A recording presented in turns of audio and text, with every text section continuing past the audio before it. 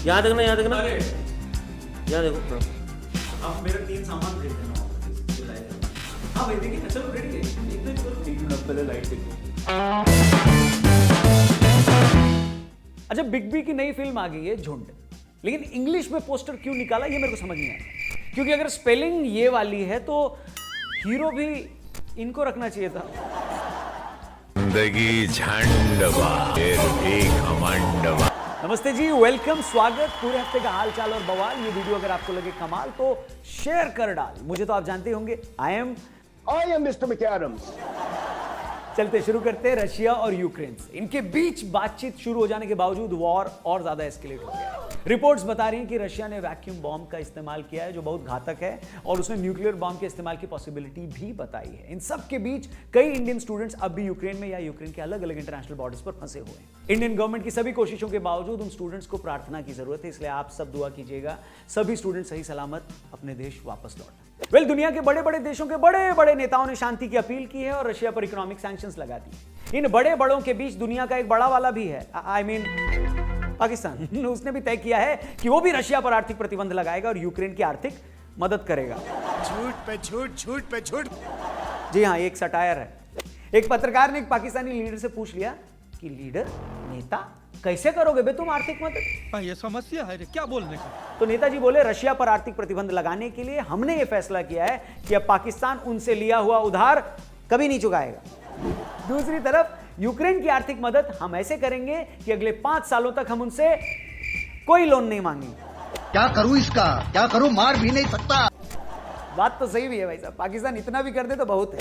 खैर, ताजा खबर यह है कि आईएमएफ से पाकिस्तान को लोन की नई किस्त मिल चुकी है, जिसके बाद इमरान खान ने लोअर इनकम ग्रुप को इंटरेस्ट फ्री लोन देने की घोषणा की। और वहां के लोग भी ये सोचकर लोन लिए जा रहे हैं कि उन्हें कौन सा सरकार को वापस करना है, और वो सरकार भी ये सोचकर दिए जा रही है कि उन्हें ही कौन सा आईएमएफ को वापस करना है।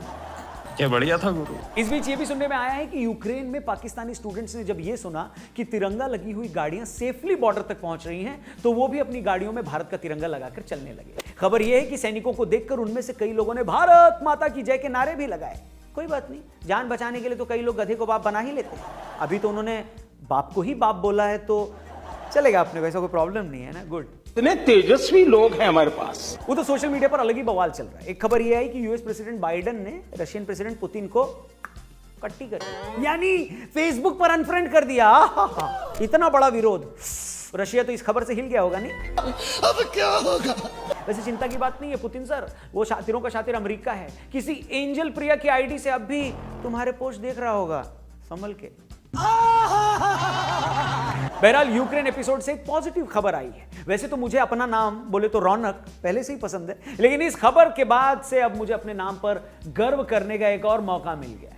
पोलैंड में रहने वाले रौनक रावल को जब यह पता चला कि एक इंडियन लेडी और उनका 2 महीने का बच्चा यूक्रेन में फंसे हुए हैं और उनके रेस्क्यू की कोई उम्मीद नजर नहीं आ रही है, तो वो पोलैंड से यूक्रेन गए और उन दोनों को वहां से सुरक्षित निकाला।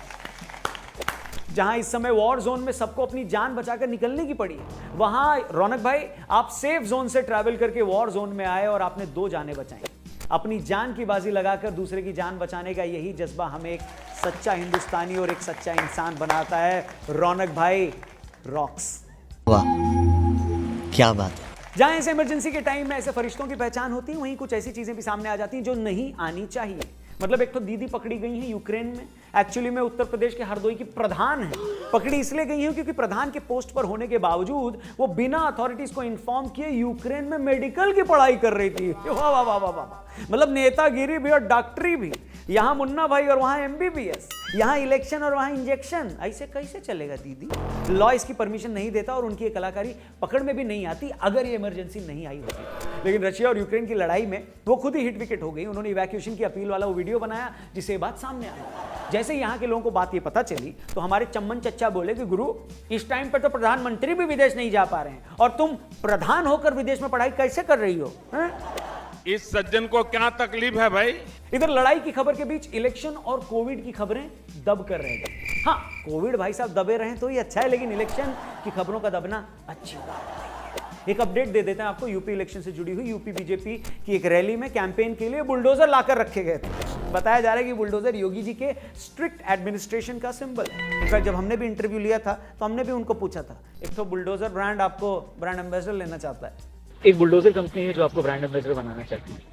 खैर, अगर आपको लोकसभा चुनाव याद हो तो सनी देओल पाजी ऐसे ही हैंडपंप लेकर गए थे, हैं? और ऐसे ही अगर सिंबॉलिक चीजें कैंपेन में आने लगी तो गजब ही हो जाएगा। सोचो राहुल जी क्या आलू लेकर जाएंगे, शशि थरूर जी डिक्शनरी लेकर जाएंगे, केजरीवाल जी कफ सिरप, मोदी जी चाय लेकर जाएंगे, अखिलेश यादव टोंटी लेकर जाएंगे, इमरान खान कटोरा लेकर जाएंगे, पुतिन मिसाइल लेकर जाएंगे और अमित शाह ले जाएंगे व्हाइट शर्ट। एक सेकेंड, व्हाइट शर्ट क्यों? अरे उनको पसंद है सफेद कपड़ा।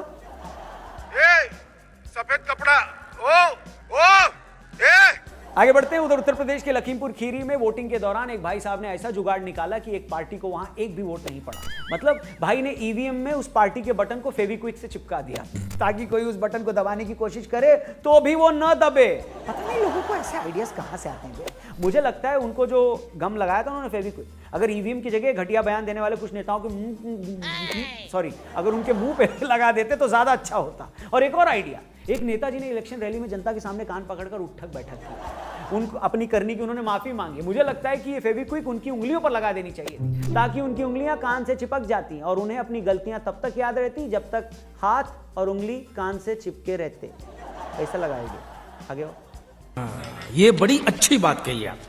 पिछले वाले फनतंत्र वीकली में हमने आपको बताया था कि इंदौर का एक मेडिकल कॉलेज जहां के 2 स्टूडेंट्स ने एग्जाम में चीटिंग करने के लिए अपने कान में, जी हां के से कान में ब्लूटूथ डिवाइस फिट करवा लिया था, सर्जरी करवा के। इस हफ्ते हम थोड़ा और ज्यादा तरक्की कर गए। इंदौर से मैं आपको भोपाल ले आता हूं।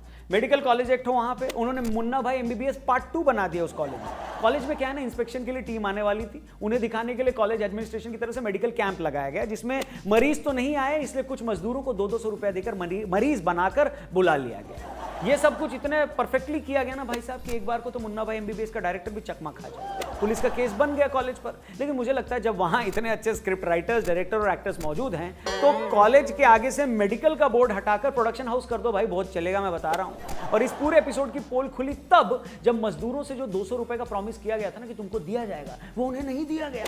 मतलब कॉलेज वालों शर्म करो यार, मजदूरी के पैसे तो दे दिए होते। मतलब बेईमानी के काम में भी बेईमानी। नेताओं से भी ज्यादा गिर गए हो क्या बे? ऐसा नहीं होना चाहिए। अरे रैली में बुलाकर कम से कम वो लोग खाना तो खिलाते हैं, तुमने बेचारा खाना तो दिया नहीं, पैसा भी दिया नहीं, ऊपर से इंजेक्शन भी ठोक दिया। एक सेकेंड, इंजेक्शन तुमने वहां तो नहीं लगा दिया? नहीं। चलिए, उन लोगों ने काम तो नकली किया है लेकिन हम कवि बहुत असली हैं। तो कविता लिखी है, ये पंक्तियां, ये लाइन अगर आपको पसंद आए, ये वीडियो अगर आपको कड़क लगे तो कविता का स्क्रीनशॉट लेके भाई को इंस्टा पे टैग जरूर करना। तो अर्ज किया है कि यूएनओ, यूएस और यूके सब छोड़ गए मैदान प्रिय। यूएनओ, यूएस और यूके सब छोड़ गए मैदान प्रिय, सारे हैं झंडू बाम प्रिय, मैं फोकट में बदनाम प्रिय। अरे माना हूं कच्चा आशिक पर काचा बादाम सी किस्मत है, मैं हार भला क्यों मानूंगा जब जेलेंस्की सी हिम्मत है। मैं सैलरी सा छोटा हूं, तुम महंगाई सा बड़ा पेट, सब वेट तुम्हारा करते हैं, तुम हो पठान की रिलीज डेट। अरे मैं चापलूसी का चैंपियन हूं, ऐसा चमचा है कौन प्रिय। इमरान खान सा मंगता हूं, कोई तो दे दो लोन प्रिय, और मत बन तू मेरे संग ऐसे रशिया जैसी खूंखार प्रिय।